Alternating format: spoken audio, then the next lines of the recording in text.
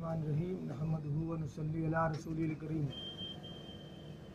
आज हम बात करेंगे कुरान करीम पढ़ने के ताल्लुक़ से।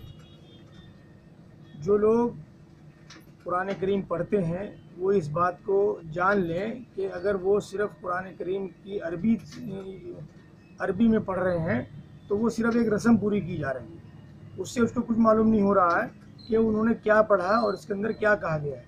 बिल्कुल इसी तरीके से कि अगर आप डॉक्टर से जाके दवाई लेकर आएँ अपनी तकलीफ़ की, अपनी बीमारी की, और दवाई लाके आप घर रख लें तो क्या आपको फ़ायदा हो जाएगा?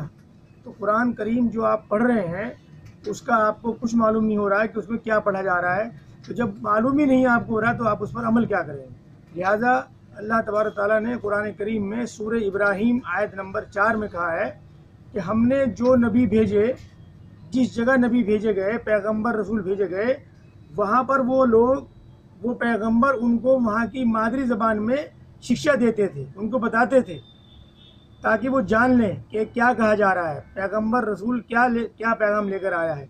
लिहाजा ज़रूरत इस बात की है कि आज कुरान करीम जो लोग अरबी में पढ़ते हैं उनको चाहिए कि वो अपनी मादरी ज़बान में, जो उनकी भाषा है, हिंदी हो, उर्दू हो, अंग्रेज़ी हो या कोई और लैंग्वेज वो जानते हैं, उसका तर्जुमा साथ में पढ़ें। और आज आपको ये भी पता होना चाहिए कि कुरान करीम का दुनिया की जितनी ज़बानें हैं बोली जाती हैं उन तमाम में उसके ट्रांसलेशन, उसके तर्जुमे मौजूद हैं।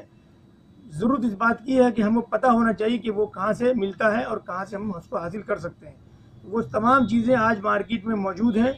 हमें चाहिए कि हम कुरान करीम का अपने जो ज़बान हम जानते हैं उसका तर्जुमा हम हासिल करें, ख़रीदें, और अरबी के साथ साथ हम उस तर्जुमे को अगर पढ़ेंगे तब हमें मालूम होगा कि कुरान करीम में क्या कहा गया है। जब मालूम होगा तभी हम उस पर अमल करने की कोशिश भी करेंगे।